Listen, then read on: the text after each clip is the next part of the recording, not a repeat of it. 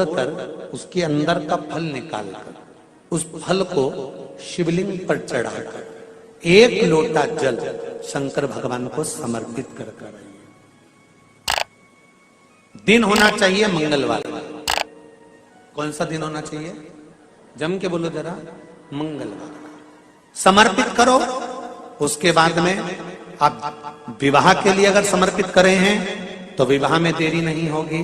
व्यवसाय और व्यापार के लिए या नौकरी के लिए समर्पित करे हैं तो उसमें देरी नहीं होगी। एक पत्र में आया है, सुन लीजिए, बड़ा सुंदर संवाद है। शिव महापुराण की कथा कहती है, मंगलवार को अगर शिव जी के मंदिर में, शंकर के मंदिर में जाकर एक लोटा पानी चढ़ाया जाता है तो हमारे कार्य में उन्नति होती है। हाथ में जल का पात्र हो, शंकर के मंदिर में जब तुम जा रहे हो, शिव के पास जब पहुंचो, जल से हाथ, जो लोटा जब जल का तुम बाबा को समर्पित कर रहे हो, जल चढ़ा रहे हो, उस समय पर बाबा से जरूर कहो, बाबा बहुत दिन हो गए, बहुत दुखी हूं, ए मेरे शंकर, मेरे कुबेरेश्वर महादेव, मेरे महाकाल राजा, मेरे इस हाथ को अब तुम पकड़ लो बाबा, बहुत दुखी हूं, अब तुम थाम लो बाबा।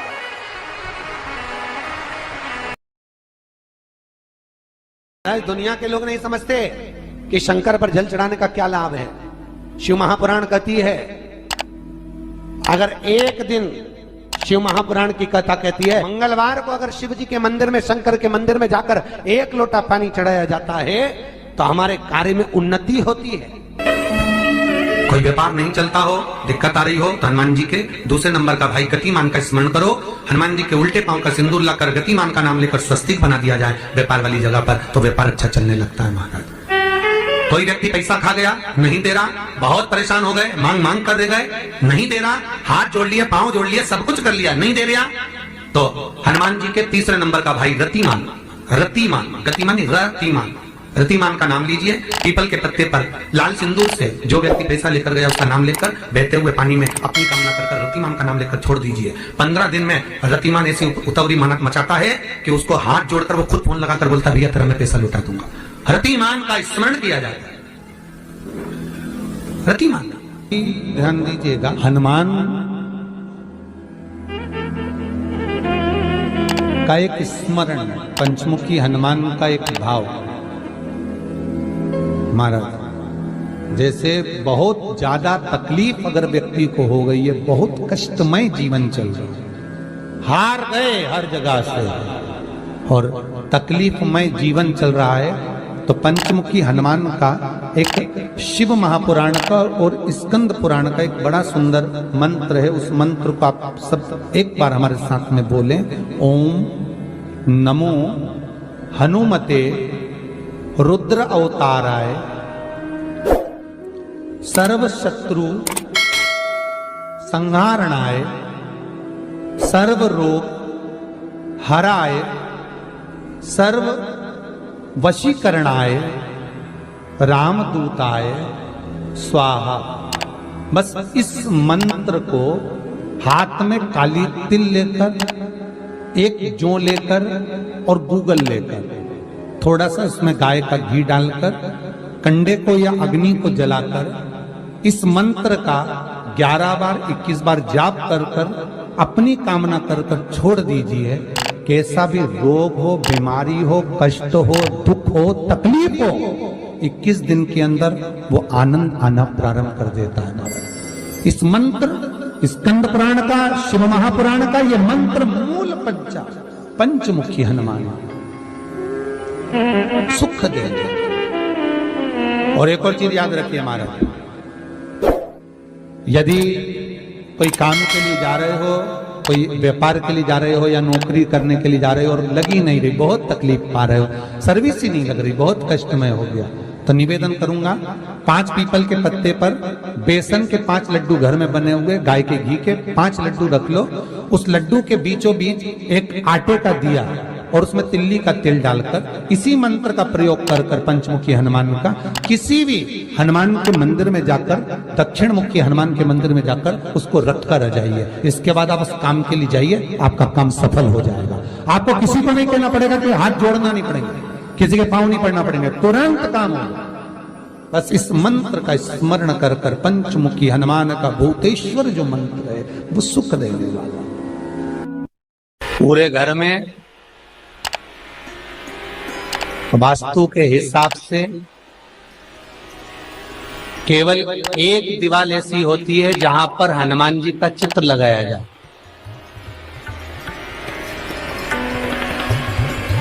चाहे तुम पर्वत उठाने वाला चित्र लगाओ हनुमान जी का, चाहे बैठे हुए लगाओ, चाहे रामायण पढ़ने वाला लगाओ, चाहे लंका दहन करने वाला लगाओ, चाहे राम नाम जपने वाला लगाओ, चाहे लक्ष्मण को संजीवनी देने वाला लगाओ, चाहे मौन मुद्रा में लगा दो, चाहे स्तुति में लगा दो, चाहे भजन में लगा दो। हनुमान जी का कोई भी चित्र लगता है तो ना पूरब में लगेगा, ना पश्चिम में लगेगा, ना दक्षिण में लगेगा। हनुमान जी का अगर चित्र लगता है तो उत्तर की दीवार में दक्षिण को देखते हुए लगता है, केवल एक ही स्थान।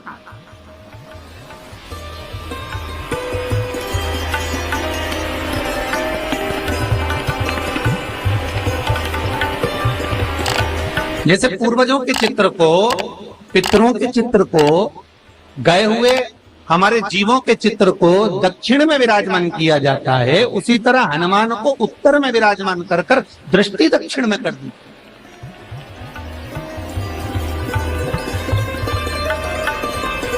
घर में हनुमान जी के जितने फोटो होते हैं उसको केवल दक्षिण दिशा में लगा, उत्तर दिशा में लगा बिठाते थे, और दक्षिण की ओर उनकी दृष्टि होना चाहिए, दक्षिण की ओर उनका मुख होना चाहिए। क्यों महाराज? अगर व्यक्ति के जीवन में कोई बीमारी आने वाली है, व्यक्ति के जीवन में कोई रोग आने वाला है, व्यक्ति के जीवन में अगर कोई कष्ट आने वाला है, व्यक्ति के जीवन में अगर कोई परेशानी आने वाली है, व्यक्ति के जीवन में कोई एक्सीडेंट का योग भी बनने वाला है, तो शास्त्र कहता है वो दिशा दक्षिण से ही बनता है।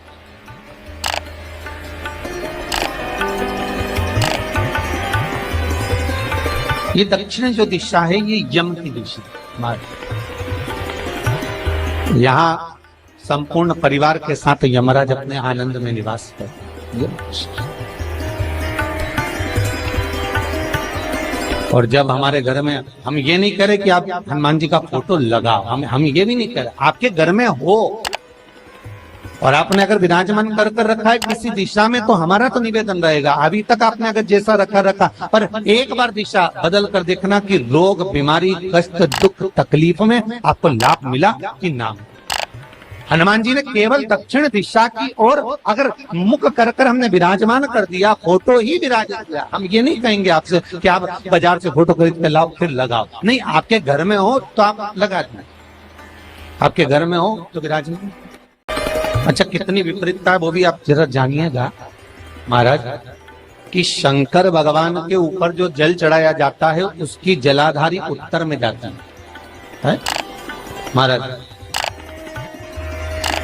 भगवान शिव का जो जल जा रहा है वो उत्तर की ओर जा रहा है, और हनुमान जी को उत्तर में विराजमान कर कर मुख दक्षिण की ओर कर दिया। क्यों? प्रबल दिशाओं में उत्तर और दक्षिण महाराज, ये जो दो दिशाएं, इनको साधने के लिए कोई देवता आगे नहीं।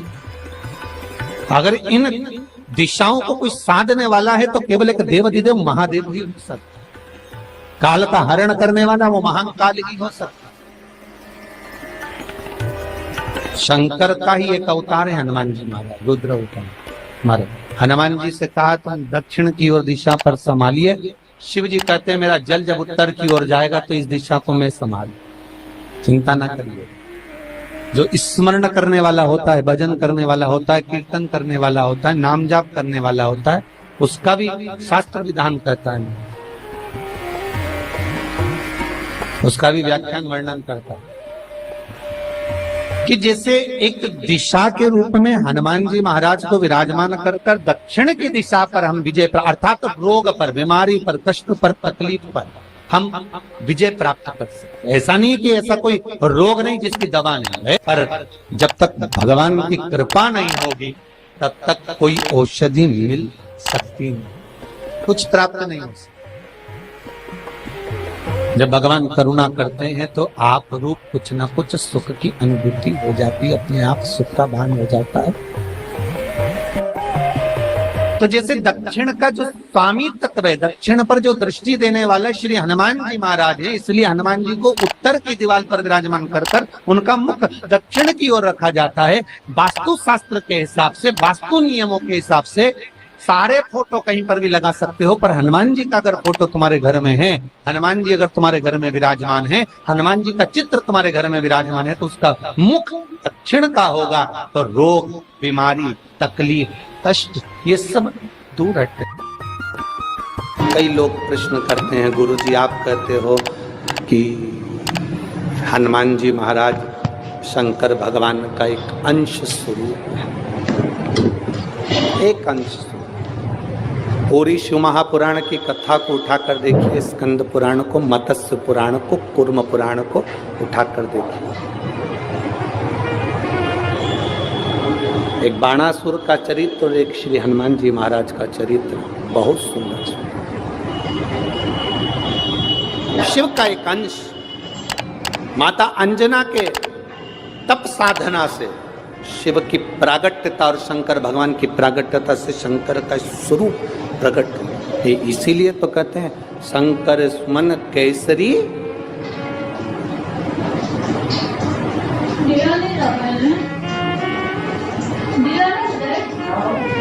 शिव का एक स्वरूप है हनुमान जी।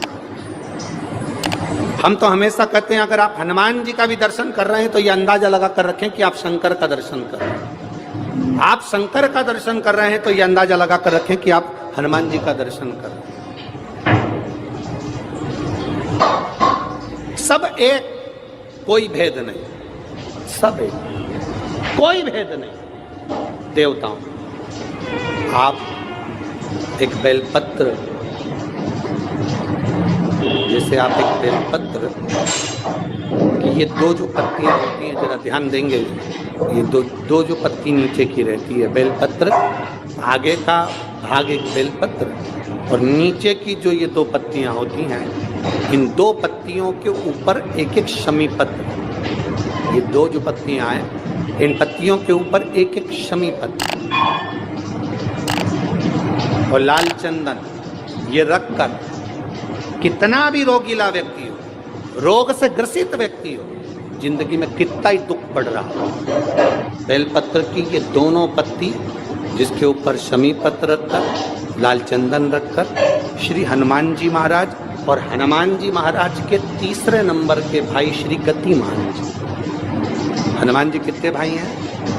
6। उसमें हनुमान, रतिमान, प्रतिमान, मतिमान, गतिमान, तो जो नीचे के क्रम में आते हैं श्री गतिमान जी, उन गतिमान जी और हनुमान जी का नाम लेकर जो शिवलिंग के ऊपर समर्पित कर देता है, रोग का निवारण होता ही है, रोग मुक्ति होती है। मंगल का प्रदोष निकाल कर रख लो कि मंगल का प्रदोष इस दिन पड़ रहा है, मंगल की त्रयोदशी तिथि पड़ रही है, प्रदोष व्रत मंगलवार का पड़ रहा है। और जिन लड़का लड़की को मंगल होते हैं, जिन कन्या और वर को मंगल होते हैं, केवल शंकर भगवान के मंदिर में जाकर चौमुखी दिया, 4 बत्ती का दिया आटे का, उसमें घी डालकर लड़की शंकर भगवान के मंदिर में मात्र 7 बार शंकर पे से उतार कर 3 बार स्वतः उतार कर शिव के मंदिर में रख देती है, उसका मंगल आड़े आता ही नहीं है, मंगल नहीं आता संग। मंगल प्रदोष व्रत का इतना महत्व है महाराज। जब जिस महीने में जो प्रदोष पड़ा करे, जब प्रदोष पड़े, बन सके 1 बेलपत्र, बन सके 5 बेलपत्र, शमी पत्र, हरे मूंग, हरा मूंग, बेलपत्र, एक कलश के अंदर थोड़ा सा पानी लेकर 1 बेलपत्र, हरा मूंग, शमी पत्र डालकर और उसमें थोड़ा सा गुड़ डालकर भगवान शिव का स्मरण कर कर प्रदोष काल में, मान लो कोई काम आपका बहुत जरूरी है, बहुत दिनों से अब थक गए हैं, नहीं हो रहा, कर्जा बढ़ रहा है, धन नहीं आ रहा, व्यापार नहीं चढ़ रहा, या कोई समस्या बहुत प्रबल है, कोई एग्जाम में बैठ रहे हो नहीं हो रहा, परीक्षा भी दे दी है रिजल्ट आने ही वाला है, तो भी प्रदोष काल में, प्रदोष के समय वो जल मूंग, समीपत्र और बेलपत्र और गुड़ का शंकर के शिवलिंग को समर्पित करना प्रारंभ कर दो। 2 या 3 प्रदोष करोगे, बाबा आपकी मनोकामना शीघ्र पूर्ण कर देगा। शंकर भगवान पर चढ़े हुए जल जब नीचे की ओर आता है, जिस जगह पर जल गिरता है उस जगह पर मात्र एक दुर्वा प्रदोष के दिन अपनी कामना कर इस शरीर के सुख के लिए शंकर भगवान के जल गिरने वाले स्थान के पास में अवधूतेश्वर महादेव के नाम से रख दी जाती है, तो जिंदगी में कभी बड़ी बीमारी नहीं आती। उसी तरह जिससे रोग को समाप्त करने के लिए दुर्वा का प्रयोग किया जाता है। कभी ऐसा योग लगे आपके जीवन में कि आप जिस व्यापार को आपने करा उस व्यापार में आपको फल नहीं मिला, फिर आपने व्यापार चेंज करा, फिर बदल कर देखा, फिर उस व्यापार को कर देखा, उसमें फल नहीं मिला, फिर आपने वापिस व्यापार को बदलने का विचार किया, तो हमारा निवेदन रहेगा उस व्यापार को बदलने से पहले एक काम जरूर कर देखें। 3 स्थान पर बेलपत्र को चढ़ा कर देखिएगा। अगर आपको लगे कि मैंने व्यापार बदल लिया, एक बार बदला, कई लोग ऐसे भी होते हैं जो पैसा इकट्ठा करते हैं, धन एकत्रित करते हैं और कोई व्यापार ऐसा कर लेते हैं जिस व्यापार में धन चले जाता है तो वो धन वापिस नहीं आता, वो व्यापार का धन वापिस नहीं आता, तो बड़े दुखी होता है कि भाई मेरा गया हुआ पैसा नहीं आ रहा, मैं बड़ा कष्ट में हूं, मेरा खुद का ही आ जाए ना तो मैं निहाल हो जाऊं, मेरा अपना ही नहीं आ रहा जो गया हुआ है तो मैं क्या वर्णन करूं उसको, क्या। उनके लिए भी ये प्रयोग, ये शिव विद्येश्वर संहिता का ये भाव बड़ा सुंदर है। आप व्यापार पर व्यापार बदल कर देख लिए, धन भी हमारा कहीं डूब गया, आ नहीं रहा है, तो प्रयास करना 3 स्थान पर चढ़ाई गई बेलपत्र हमें सुख अनुभव कराए। बहुत ध्यान लगाइए। पहला, अशोक सुंदरी की जगह। अब ये बेलपत्र जब भी आप चढ़ाएंगे